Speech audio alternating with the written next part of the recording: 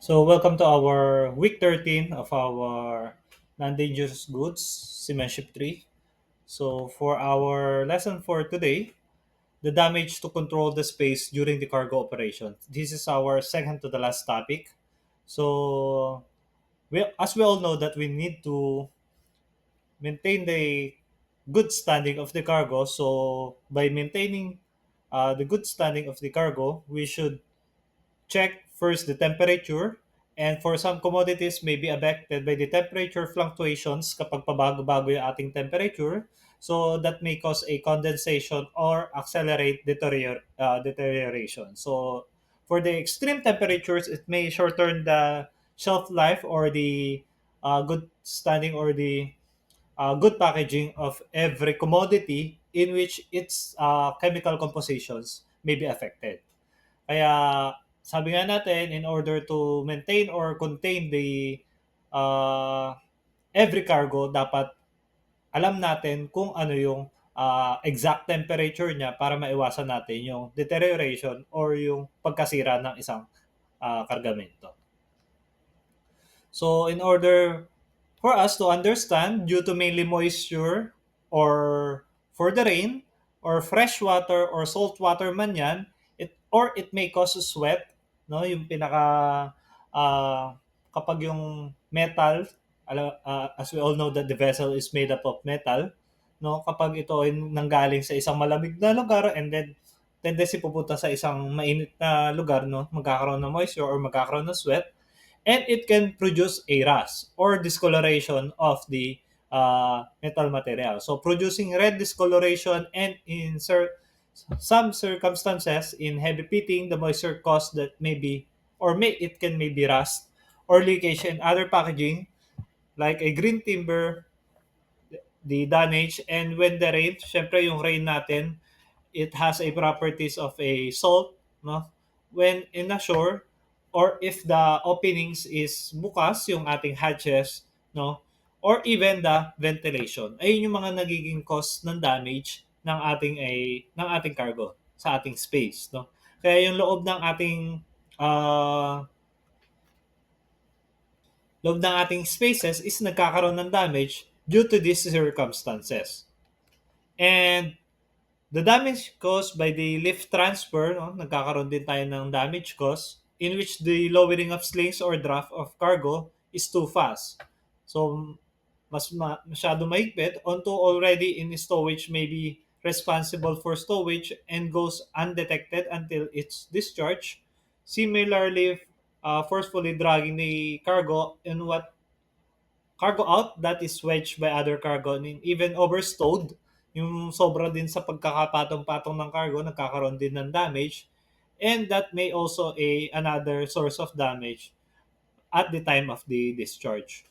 So meron tayong naririnig na yung mga container vessel natin na yung iba lumulubog, no, dahil sa sobrang bigat or sobrang dami ng niload sa taas ng kanyang every container, or meron din tayo na babalitaan na yung ibang vessel ay nagkakaroon ng structural damage kasi sa pag-transfer ng cargo using crane is sobrang bilis or hindi marunong gumamit ng crane or ng boom yung ating operator.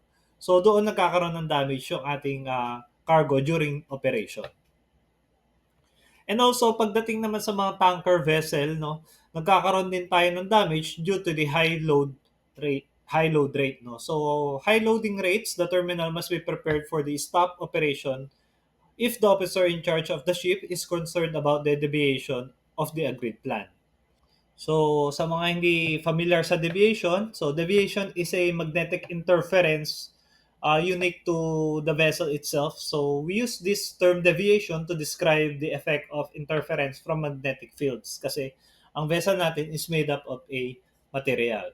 So, ang kahalagahan dito that the terminal or the person in charge of the terminal for loading and discharging operation is having a good communication with the person in charge on the loading and unloading operation on vessel. For example, si officer in charge, si third officer, siya yung officer in charge on that time.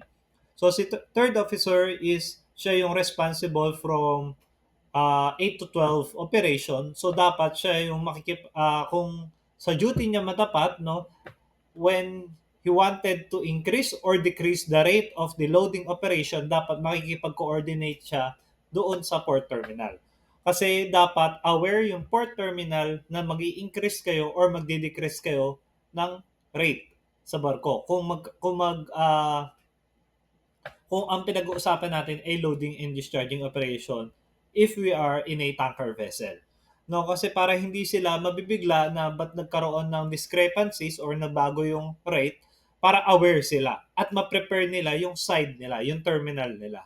No, so that is the some cases kaya nagkakaroon damage yung cargo kasi hindi prepare yung other side, kung hindi man yung terminal or yung side natin yung hindi prepare, sila naman yung change ng rate na hindi natin alam, no, doon nagkakaroon ng damage, no, kasi yung rate, yung pump niya sobrang lakas in which we are not prepared, hindi ganun or hindi naka-ready yung ating pipelines doon sa rate na binibigay nila.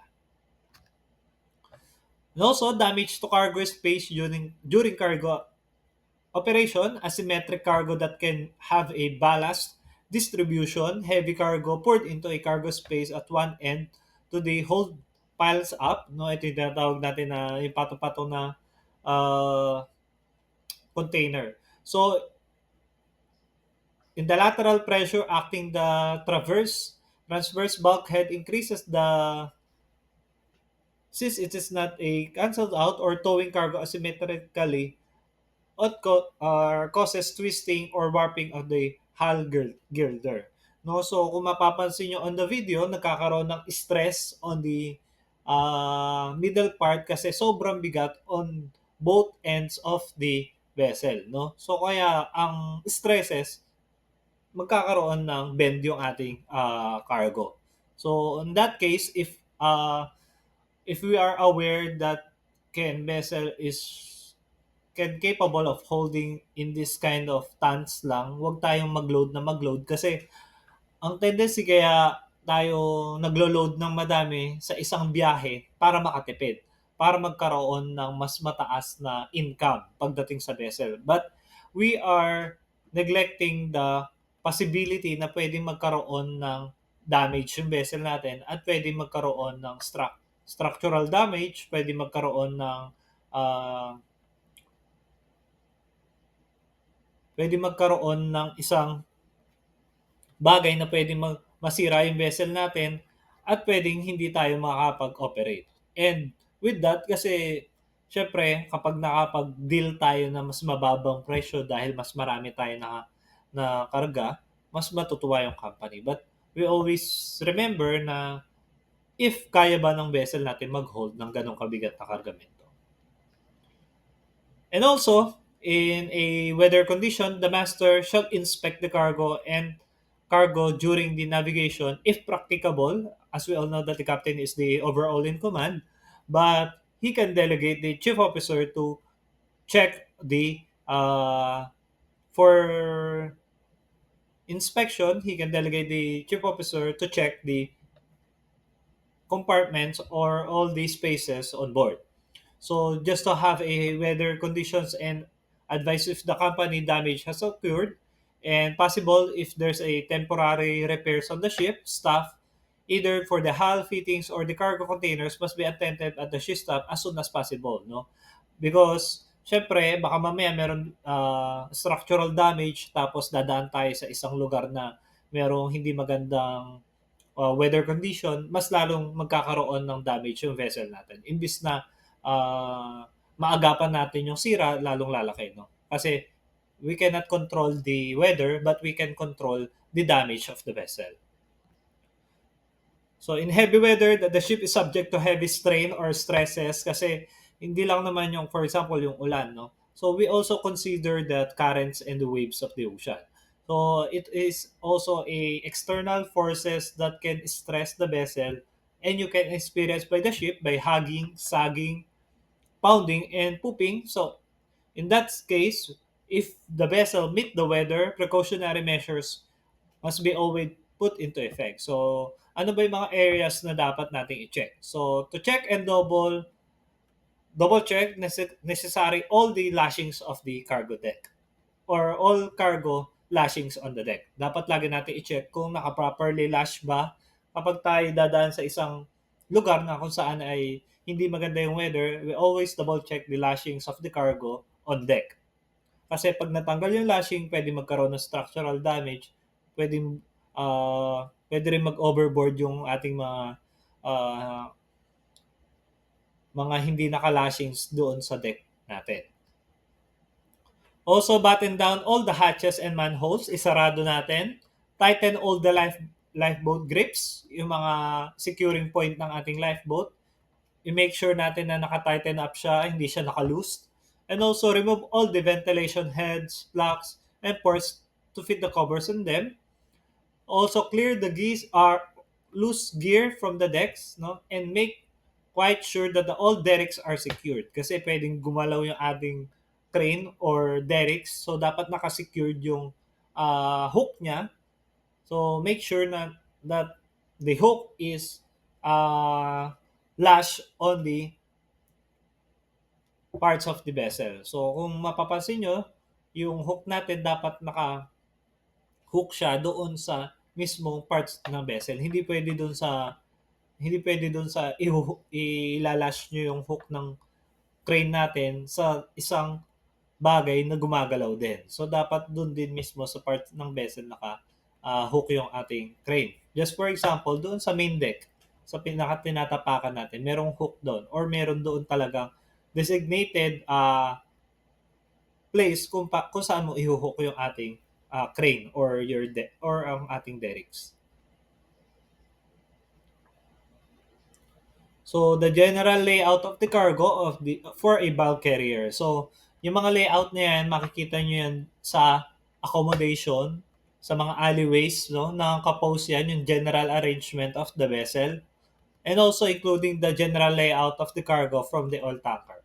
So, if your vessel is a oil tanker or a bulk carrier, naka-laid out yan or naka-post yan on the corridors ng ating vessel sa accommodation. For the general cargo, oil tanker, and the bulk carrier. So next we have the hatch cover inspection. So for the first lesson of this, corrosion of cargo tank structure, in fact, of life when operating oil tankers in a harsh environment we encountered at sea. So alam naman natin na yung hatch cover, ito yung pinaka-opening ng ating cargo spaces kung saan natin nilalagay yung ating mga uh, cargo, yung mga pinapasok natin sa vessel natin, no? Yung mga goods na non-dangerous goods, yung mga grain, yung mga grain, coil, no? So, doon natin pinapasok. And yung opening na yan, ay yung pinakapintuan natin. Kung saan doon tinatakpan natin yung vessel natin. Yung pinaka-cover ng ating cargamento. So it is exposed to a potentially corrosive gases, seawater, crude oil, or oil products. So we should make sure that the hatch cover is closed before we proceed into the sea. No? So the effect of this corrosion over a period of years is to reduce the material from thickness ends, hence the strength of the structure. So the hatch cover are important for the safety of the vessel, crew, and the cargo, ensuring that the watertight integrity while at sea, it is primary objective of the hatch cover. Kasi just imagine if nakabukas yung hatch cover nyo tapos magkaroon kayo ng malakas na alon or biglang mag-capsize yung vessel nyo, pwedeng pumasok doon yung tubig at lalong ayun pa yung maging or magkaroon ng water ingression, ayun pa yung maging dahilan kung paano lulubog yung vessel nyo. Ayun pa yung maging sanhi ng paglubog ng vessel nyo. So, a number of reported casualties are related to the loss of the watertight. Ibig sabihin, karamihang instances or reported accident na meron namamatay is nakakalimutan nating isarado yung mga watertight doors, no? So for example, yung ating pinakamalaking watertight na need na isara is yung hatch cover. So integrity due to the collapse of hatch cover, steel structure, or failure for securing and locking the devices. So a watertight covers prevents the passage of water, no, para hindi makapasok yung tubig sa loob ng vessel nyo. So once it is exposed to a head of water, so yung typical head daw ng ship natin is 3 to 4 meters, 3 to 10 meters. A weather tight is designed that it can subject to adverse weather conditions experienced offshore. So it's also designed to withstand a brief submersion of the experience from green seas. So ganun lang daw kaya niyang i-hold in at least 3 to 10 meters. So more than that, hindi na kayang adverse pa ng effect ng weather condition ng ating vessel. So dapat we always make sure that all doors or all watertight doors are being closed once we are heading to our destination na kung saan merong hindi magandang weather condition. So in an indication of the standard expected in practice in which the hatch covers should be with a stand at a hose test in which it involves water being directed near to the joints, a more rigorous test involving a small hydraulic head or water for a few centimeters being placed on the heels or not appropriated and not on the standards. So, kasi hindi lang naman yung hatch cover yung kailangan nating isara. Kailangan din natin isara dyan yung mga watertight doors. Yung watertight doors, yung mga pintuan natin from going to accommodation, dapat nilalak natin yan. Kasi baka mamaya magkaroon ng hindi magandang or magkaroon ng masamang panahon, no? At maggalaw-galaw yung vessel natin, ayun pa yung maging opening ng water para pumasok sa loob ng akomodasyon. At pag pumasok yung tubig sa loob ng akomodasyon, ayun pa yung maging sanhi ng paglubog ng barko nyo. And kung sana ayun lang yung magiging sanhi, kasi kapag nagkaroon ng flooding, kasunod na yan yung fire, pagkatapos ng fire, structural damage, taas ng structural damage, abandon ship na. So, magkakasunod-sunod yan ng pangyayari, no? So, with that, ayun daw yung mga nagiging cause kung bakit nagkakaroon ng casualty pagdating sa mga closing of the watertight doors, no? So, meron akong video dito na panoorin yun with regard sa ating topic for Cargo today. is carried in the holds of the ship. Each hold has a coaming about 1 meter high to prevent water going in the hold. Each hold has an opening in the center called hatch. Cargo is loaded or unloaded through the hatch.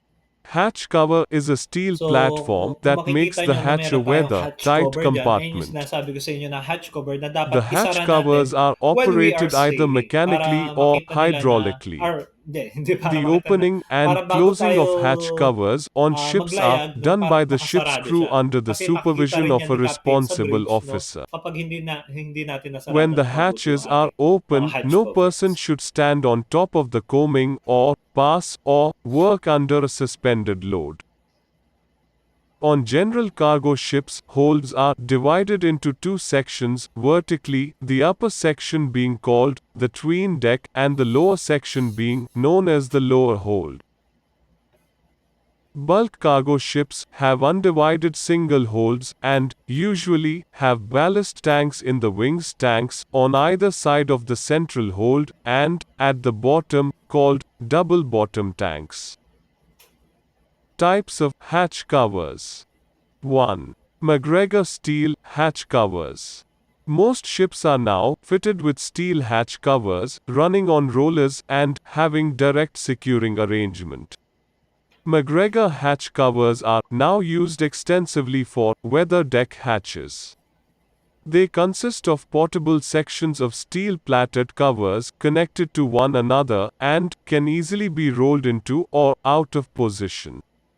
The hatches can be opened or closed both ways, forward and aft, and port and starboard.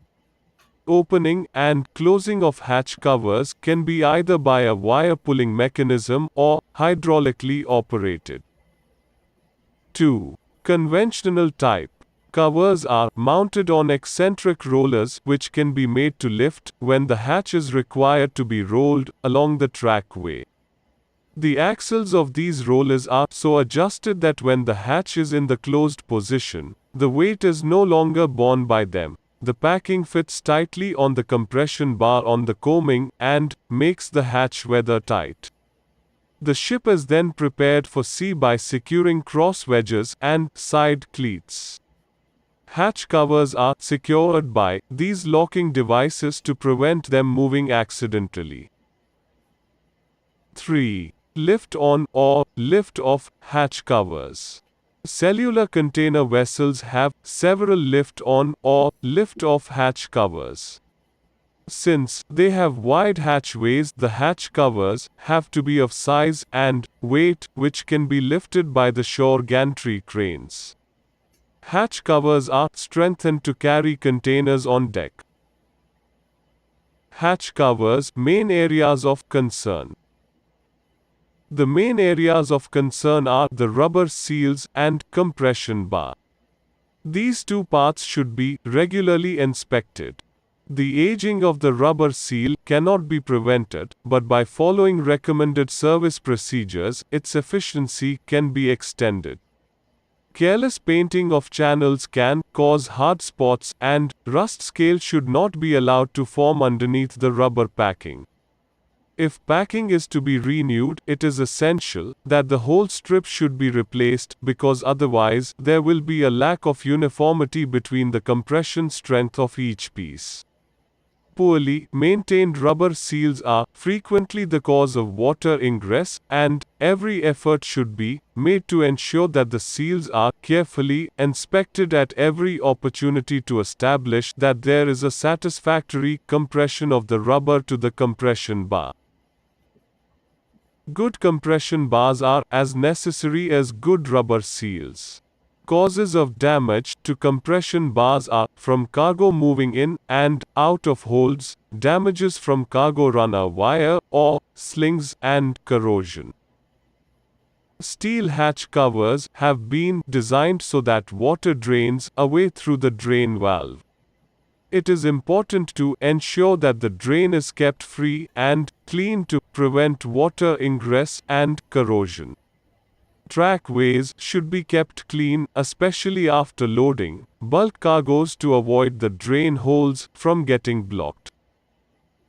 Hatch locking cleats, eccentric wheels, rollers, wedges, and locking pins should be kept free through regular inspection and greasing as per the planned maintenance. The weather tightness of hatch covers is to be tested, as per the ship's plan, maintenance system periodically by pressure hosing with water at all hatch cover joints, top, sides, and coamings. Cargo is carried in the holds of the ship. Each hold has a coaming about 1 meter high to prevent water going in the hold. Each hold has an opening in the center called hatch. Cargo is loaded or unloaded through the hatch. Hatch cover is a steel platform that makes the hatch a weather-tight compartment. The hatch covers are operated either mechanically So or kapag mga hydraulically. The opening and closing of hatch hydraulically, no, covers dapat on ships are mine-maintain yan. done by And the we, as ship's we crew all know, under the na supervision true of a maintenance of this, responsible officer. kailangan ng lubrication ng When the isang hatches equipment. are open, no So, person again, should stand on top pagdating of naman the sa coaming lubrication, no, or mayroong pass mga or periods of work under lubrication a na suspended tinatawag load. kung kailan natin dapat i-maintain yung On mga general equipment cargo natin on board. ships, holds So, are it depends upon divided the into two sections cargo handling vertically, the manual upper na section meron being tayo on called board, the or tween deck and the kung lower section saan being man ito known as gawa, the no? lower So, hold. Makikita natin Bulk siya, cargo and it is ships being have undivided advised by the single chief holds officer and to the usually have bosun, ballast and the tanks in bosun the will wings delegate the tanks jobs on either to side of the central some hold of the and at the ratings. So with bottom that, called that is double our bottom tanks. topic for our Types of discussion hatch for today. covers. So 1. we're going to MacGregor have a steel short hatch quiz covers. after this, Most ships are after now your fitted break, with steel hatch and make a covers, review running on on our rollers presentation and for today. having Thank direct you. securing arrangement.